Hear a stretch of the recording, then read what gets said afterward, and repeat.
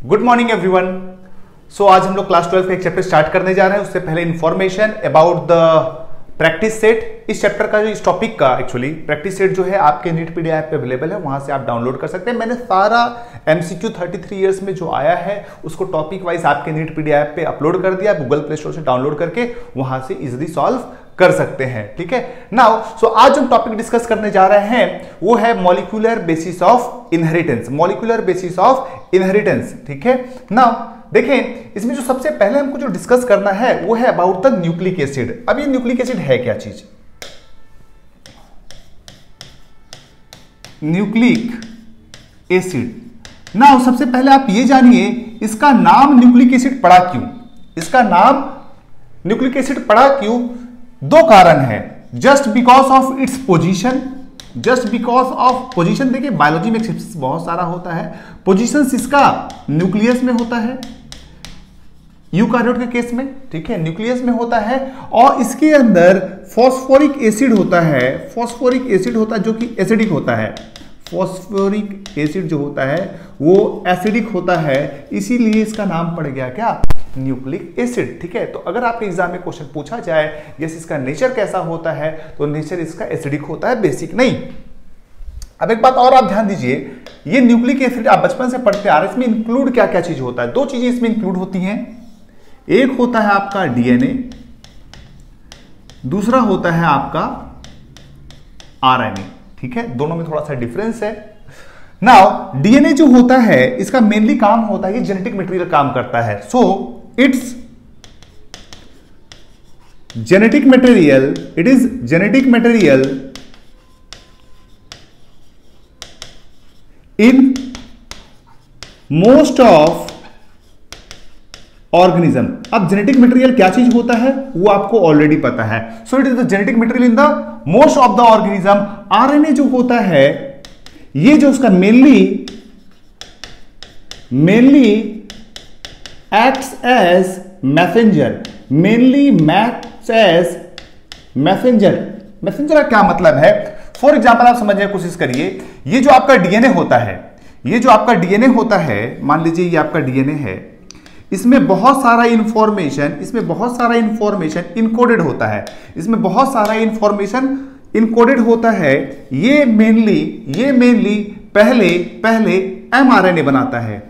पहले आरएनए बनाता है। आरएनए वैसे बहुत तरह का होता है, आगे हम लोग देखेंगे कितना तरह का होता है आरएनए। नाउ उसके बाद ये आरएनए जो है वो प्रोटीन बनाता है और फिर यहां पे कैरेक्टर एक्सप्रेस होता है। कुछ मॉडिफिकेशन करवाएगा। तो genetic material most of the organism में ये होता है। और क्यों जेनेटिक मटेरियल डीएनए ही होता है, आरएनए क्यों नहीं होता है, ये आगे की क्लास में हम लोग डिस्कस करेंगे। नाउ ये रहा आरएनए। सो आरएनए जो होता है mainly acts as messenger. Messenger काम करता है मैसेज करना, ले जाने का काम करता है। किसका मैसेज ले जाता है? डीएनए का मैसेज ले जाता है। ठीक है, नाउ लेकिन but in few viruses RNA acts as genetic material। अब यही आपके एग्जाम में क्वेश्चन आएगा। ठीक है ना, आपको पता भी है अभी कोरोना वायरस का वो चल रहा था। सो कोविड वायरस में आरएनए जेनेटिक मटेरियल है, एचआईवी में आरएनए जेनेटिक मटेरियल है। That means RNA genetic material का भी काम कर सकता है और मैसेंजर का भी काम कर सकता है। ओके, नाउ अब देखिए एक और बात, ये जो है न्यूक्लिक एसिड, ये किस चीज का बना हुआ है? ठीक है, it is the polymer of nucleotide. It's just a polymer of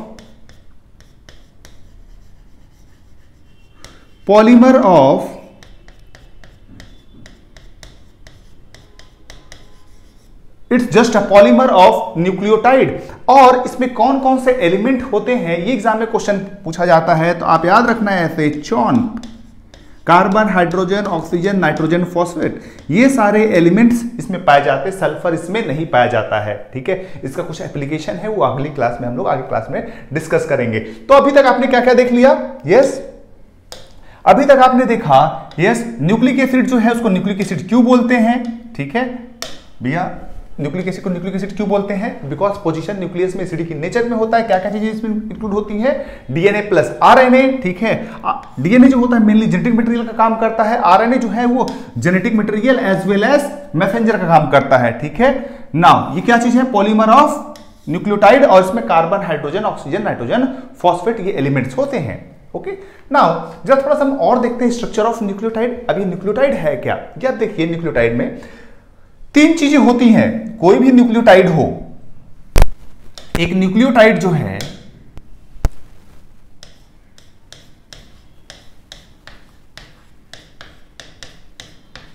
एक न्यूक्लियोटाइड है वो 3 चीजों से बनकर बनता है, मिलकर बनता है। क्या क्या? इसके अंदर सुगर होगा, नाइट्रोजनस बेस होगा, नाइट्रोजनस बेस होगा, और फॉस्फेट होगा, नाउ अब देखें ये फॉस्फेट जो होता है, ये जो सुगर है, ये 5 कार्बन कंपाउंड होता है, ठीक है। आपने बायोमोलिक्यूल्स में पढ़ाई है, ठीक है। सुगर जो 5 मेंबर हो सकता है, 6 मेंबर हो सकता है, 7 मेंबर, लार्जेस्ट जो सुगर होता है 7 मेंबर होता है, 5 मेंबर रिंग होता है न्यूक्लिक एसिड के केस में या न्यूक्लियोटाइड के केस में, तो इसको हम लोग बोलते हैं पेंटोज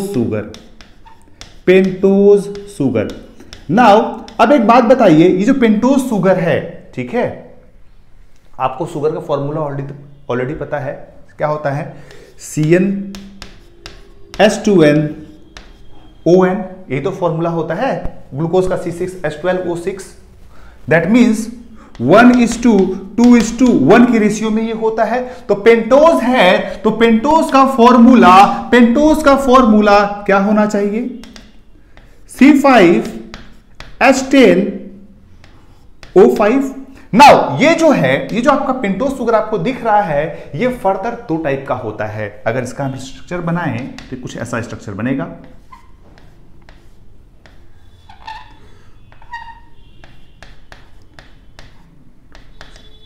ये देखेंगे, पहला नंबर कार्बन, दूसरा नंबर कार्बन, तीसरा नंबर कार्बन, चौथा और ये 5वां, 5 मेंबर्ड रिंग है, ठीक है। अब यहां पे देखिए HOH, OHH, OHH, अगर आप देखेंगे ये C5 है, H10 है, O5 है, ठीक है। Now this sugar is called as ribose sugar. इसको हम लोग क्या बोलेंगे? यस, राइबोज सुगर बोलेंगे। अब देखें, ये जो राइबोज सुगर है, अगर ये इसके सेकेंड डैश पोजीशन से हम लोग ऑक्सीजन हटा दें, कौन से पोजीशन से हटा रहे हैं? सेकेंड डैश पोजीशन से, उस समय इसको हम लोग क्या बोलेंगे? दैट मीन्स यहां पे सिर्फ H और H होगा, यहां पे H, OH, OHH, H, CH2OH. So this is called as deoxyribose. और कौन सा deoxyribose? Yes, 2' deoxyribose इसको हम लोग बोलेंगे, 2' deoxyribose इसको हम लोग बोलेंगे।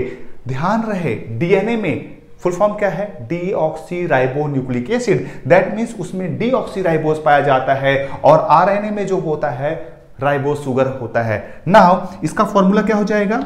C5H10O4, क्योंकि यहां पे एक ऑक्सीजन यहां पे डिफिशियंट है, ठीक है। नाउ नाइट्रोजनस बेस का भी फर्दर क्लासिफिकेशन है, ठीक है, 2 मेजर ग्रुप में डिवाइडेड है। और H3 फ्री वो फॉस्फेट जो होता है एक्चुअली फॉस्फोरिक एसिड होता है, H3PO4। अगर फॉर्मूला देखो इस तरह से है, ये फॉस्फोरिक एसिड पाया जाता है। नाउ ये नाइट्रोजनस बेस फर्दर 2 ग्रुप में डिवाइडेड है, इसका डिटेल हम लोग आगे देखेंगे, आगे की स्लाइड में। प्यूरिन और पिरिमिडिन। तो ये तीनों मिलकर न्यूक्लियोटाइड बनाते हैं, ठीक है। दैट मींस क्या? एक सुगर, एक नाइट्रोजनस बेस, एक फॉस्फेट अगर मिल जाए तो ये हमारा बनाता है क्या? न्यूक्लियोटाइड। ये हमारा क्या बनाता है? न्यूक्लियोटाइड। जरा ये डायग्राम देखें, ये आपको दिख रहा होगा, 1 2 3 4 5 पेंटोज सुगर है। पेंटोस सुगर ये रहा नाइट्रोजनस बेस, ठीक है। इन दोनों के बीच में हम बॉन्ड स्टेब्लिश करते हैं। ध्यान रखना, ये एग्जाम में क्वेश्चन पूछा जाता है आपसे, पहला carbon first carbon of sugar with nitrogenous base form a bond, this is called as, इस बॉन्ड का नाम है N glycosidic bond, N glycosidic bond. Okay, now N glycosidic bond, ये पांचवा कार्बन है, इस हाथ पे ठीक है आके अटैच होगा फॉस्फेट। नाउ ये जो नाइट्रोजनस बेस प्लस सुगर जो स्ट्रक्चर बना है, इसको हम लोग बोलते हैं न्यूक्लियोसाइड, इसको हम लोग बोलते हैं न्यूक्लियोसाइड, इसको हम लोग बोलेंगे न्यूक्लियोसाइड। नाउ यहां पे हम ला रहे हैं क्या, फॉस्फेट, और यहां पे हमने इसके साथ बॉन्ड बनवाया, ठीक है। ये हो गया आपका टोटल न्यूक्लियोटाइड, ये हो गया आपका न्यूक्लियोटाइड। सो न्यूक्लियोटाइड को हम दो तरह से लिख सकते हैं, क्या लिख सकते हैं, 1 sugar 1 nitrogenous base plus 1 phosphate, या लिख सकते हैं 1 nucleoside plus phosphate, 1 nucleoside plus phosphate, तो भी हो जाएगा क्या हमारा न्यूक्लियोटाइड। इस दो तरीके से लिख सकते हैं, एग्जाम में क्वेश्चन आ सकता है। नाउ ये जो बॉन्ड बना एसिड और अल्कोहल के बीच में, ध्यान रखना एसिड और अल्कोहल के बीच में बॉन्ड बन रहा है, this bond is called as phosphoester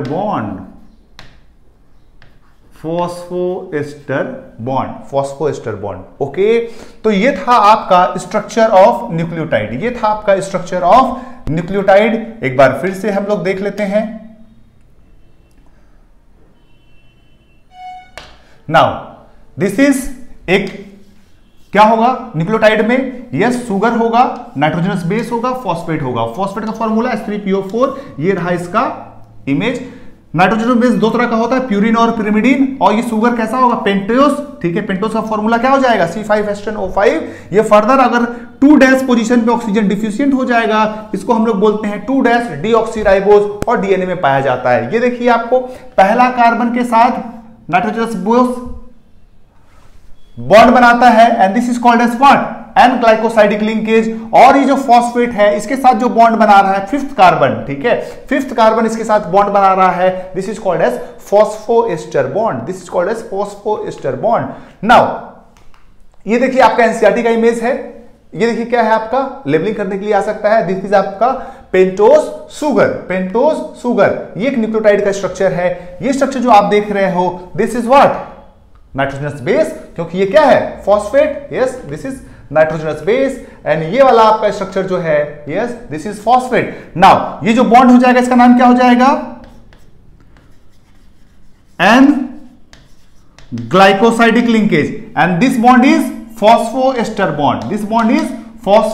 bond. बोलो क्लियर है, यहां तक क्लियर है। नाउ अब हम बात करते हैं, हमने बात कर लिया राइबोज सुगर का, हमने बात कर लिया फॉस्फोरिक एसिड का।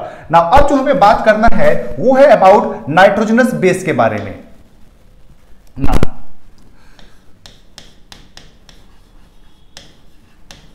नाइट्रोजनस बेस जो होता है वो ब्रॉडली दो ग्रुप में डिवाइडेड है। क्या क्या, एक है आपका प्यूरिन, एंड दूसरा है आपका पिरिमिडीन। एक है आपका प्यूरिन, दूसरा है आपका पिरिमिडीन। प्यूरिन जो होता है, ध्यान रखें, यह फर्दर डिवाइडेड है गुआनिन और एडेनिन में। ये फर्दर दो तरह का होता है, गुआनिन और एडेनिन, ठीक है। इसका याद करने का एक ट्रिक है, याद रखना हमेशा, पूजा, ये आपसे हमेशा भूल जाता है, तो ध्यान रखना है आपको पूजा, ठीक है। और पिरिमिडीन याद रखना है cut the pi.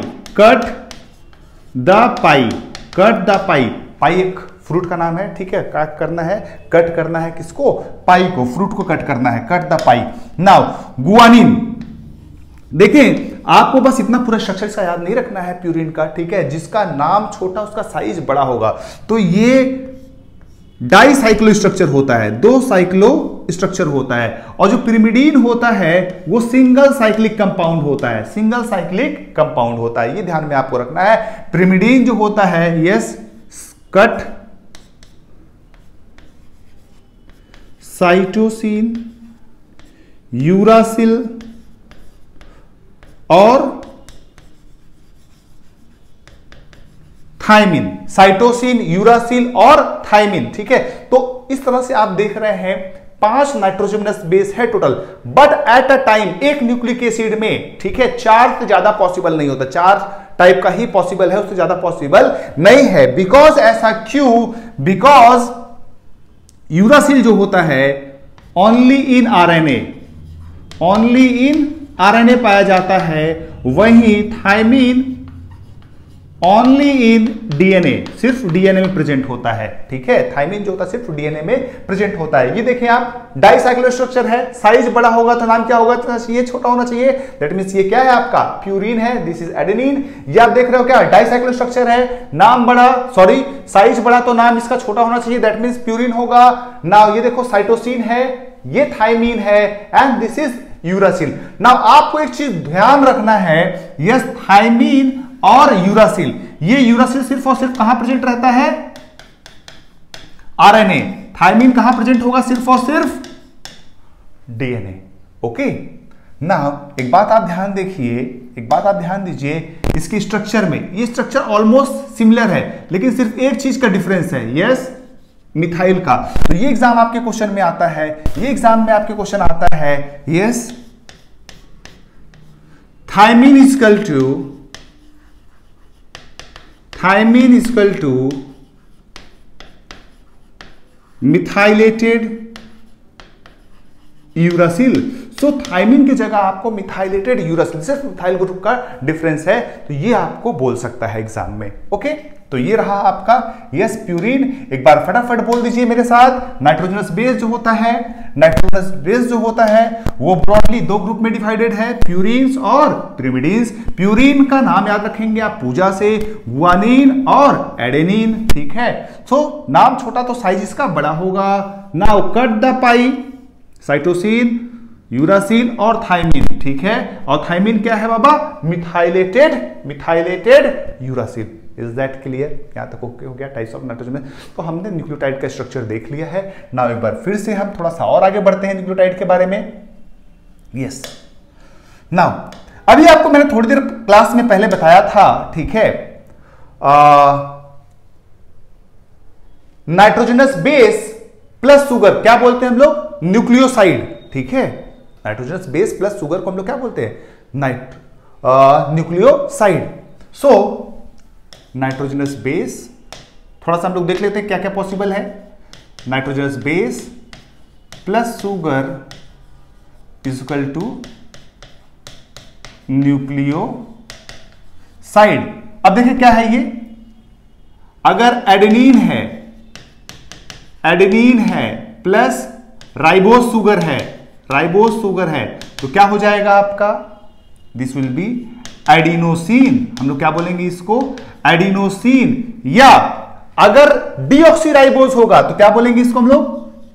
Deoxy adenosine, deoxy adenosine, ठीक है। नाउ अगर इसी में आप H3PO4 ऐड कर देते हो, दैट मींस फॉस्फेट ऐड कर देते हो, तो ये हो जाएगा आपका एडिनाइलिक एसिड,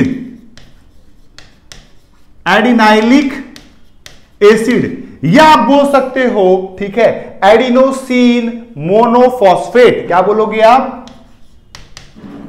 एडिनोसिन मोनोफॉस्फेट, ठीक है। तो सिर्फ एडिनोसिन बोलेगा तो मतलब वो क्या है? न्यूक्लियोसाइड है। एडिनाइलिक एसिड बोलेगा, एडिनोसिन मोनोफॉस्फेट बोलेगा, तब जाके वो न्यूक्लियोटाइड होगा। चलिए दूसरा बोलिए, गुआनिन के साथ अगर आप राइबोस शुगर लगाते हो तो क्या हो जाएगा? गुआनोसिन। गुआनोसिन, देखो प्यूरिन था ना, इसीलिए क्या हो रहा है? Adenine, guanine, adenosine, guanosine. ये अगर डीऑक्सीराइबोस रहेगा तो डीऑक्सी गुआनोसिन। ठीक, अगर यहां पे साइटोसिन हो,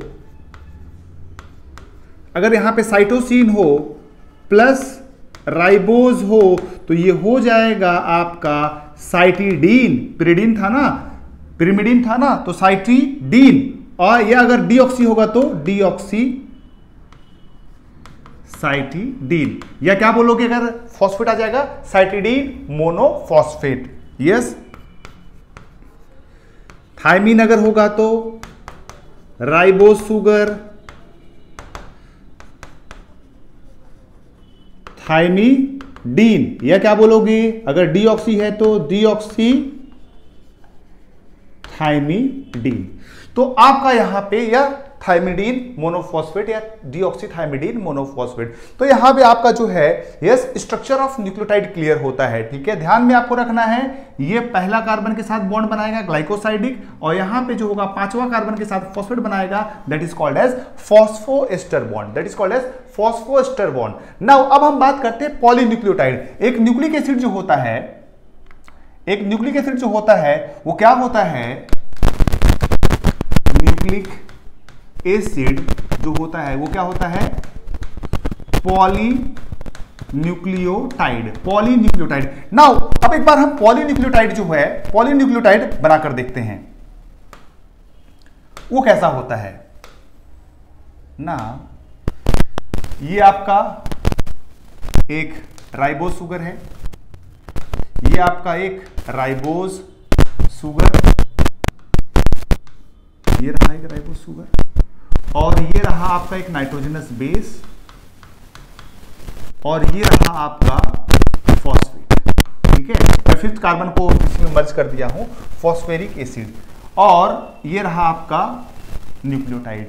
अगेन और एक न्यूक्लियोटाइड बनाते हैं हम लोग यहां पे, ये रहा, ये रहा, ये रहा फॉस्फेट। नाउ सो ये हो गया आपका न्यूक्लियोटाइड नंबर 2, ये रहा आपका न्यूक्लियोटाइड नंबर 1। दो न्यूक्लियोटाइड आपके पास हो गया। नाउ अब इन दोनों के बीच में बॉन्ड डेवलप करना है। ठीक है, that means this is called as third.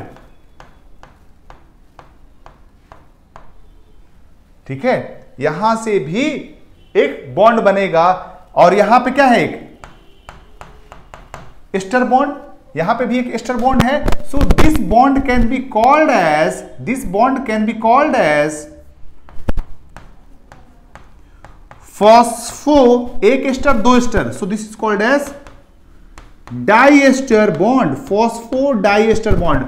3 number carbon और 5 नंबर कार्बन के बीच में, so this can be called as 3 prime 5 prime phosphodiester bond. जरा और इसका डिटेल व्यू अगर हम लोग देखें, ये रहा आपका न्यूक्लिक एसिड, ये रहा आपका नाइट्रोजनस बेस, ये आपका CH2, ये आपका फॉस्फेट OH, OH, यहां पे एक OH ग्रुप था, ये देखें, ये रहा आपका CH2, ये रहा आपका फॉस्फेट। ठीक है, OH, OH, OH। नाउ यहां पे जो होगा ये बॉन्ड डेवलप होगा, तो यहां पे ऑलरेडी एक एस्टर बॉन्ड है, यहां पे एक और एस्टर बॉन्ड डेवलप हो रहा है, this is called as phosphodiester bond, this is called as phosphodiester bond. ठीक है, तो कई बार आपके एग्जाम में क्वेश्चन आता है, यस इसका पोजीशन क्या होगा, 3 prime 5 prime phosphodiester bond, 3 prime 5 prime phosphodiester bond.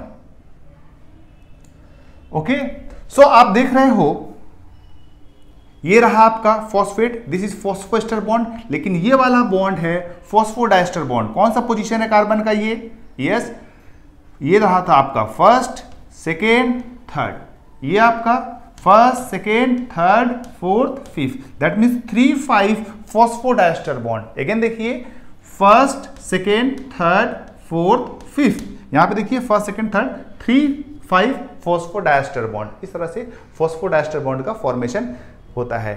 एक न्यूक्लियोटाइड, 2 न्यूक्लियोटाइड, यहां पे देखें 3 न्यूक्लियोटाइड 4 न्यूक्लियोटाइड, इस तरह से हो गया पॉलीन्यूक्लियोटाइड। ओके, सो आपने देख लिया स्ट्रक्चर ऑफ पॉलीन्यूक्लियोटाइड। ना कुछ क्वेश्चंस देखते हैं। ठीक है, क्वेश्चंस में क्या क्या है। ओके, बोल रहा है sugar present in the DNA is, क्या हेप्टोज होता है, क्या हेक्सोज होता है, टेट्रोज होता है? Yes, this is pentose. ठीक है, दो तरह का होता है, डीऑक्सी और राइबोज, 5 कार्बन का। Now a nucleoside is formed by, ठीक है, क्या क्या चीज से बनता है? सुगर प्लस फॉस्फेट, जी गलत आंसर है। Pentose sugar plus nitrogenous base, यही करेक्ट आंसर है। ठीक है, now pentose sugar phosphate nitrogenous base, ये क्या हो गया आपका? न्यूक्लियोटाइड। चले, in nucleoside nitrogenous base is attached to the pentose sugar, कौन से कार्बन पे? एट न्यूक्लियोसाइड पे नाइट्रोजनस बेस 1 नंबर कार्बन से अटैच होता है। ठीक है, कार्बन नंबर 5 गलत है, carbon number 1 of the pentose sugar is सही है। Okay, now adenylic acid, acid आ गया है, that means phosphoric acid add हो चुका है, दैट मींस ये क्या है आपका? नाइट्रोजनस बेस है, जी बिल्कुल गलत। न्यूक्लियोसाइड है, जी बिल्कुल गलत। Nucleotide, yes correct answer. Amino acid, गलत answer. Now the successive nucleotides of RNA are covalently linked together by, successive nucleotide मतलब 2 न्यूक्लियोटाइड की बात कर रहा है। ये रहा आपका सुगर नाइट्रोजनस बेस और ये रहा फॉस्फेट, ये रहा nitrogenous sugar nitrogenous base phosphate, दोनों लिंक रहते हैं successively by means of phosphodiester bond. So this is the correct. Glycosidic आपका सुगर और नाइट्रोजनस बेस के बीच में होगा, हाइड्रोजन बॉन्ड यहां पे नहीं होता है।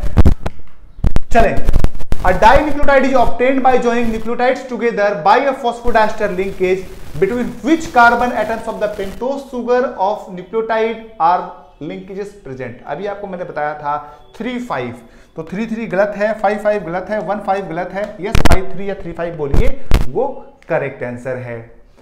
Adenosine, adenosine is an example of, अभी आपको बताया था एडिनोसिन हो, गुआनोसिन हो, साइटिडीन हो, ठीक है, या यूरिडीन हो, थाइमिडीन हो, ये सब आपका क्या है? न्यूक्लियोसाइड। न्यूक्लियोटाइड होगा तो मोनोफॉस्फेट आएगा या तो एसिड टर्म ऐड होगा। प्यूरिन नहीं हो सकता, पिरिमिडीन बेस नहीं हो सकता। Yes, it's a nucleoside.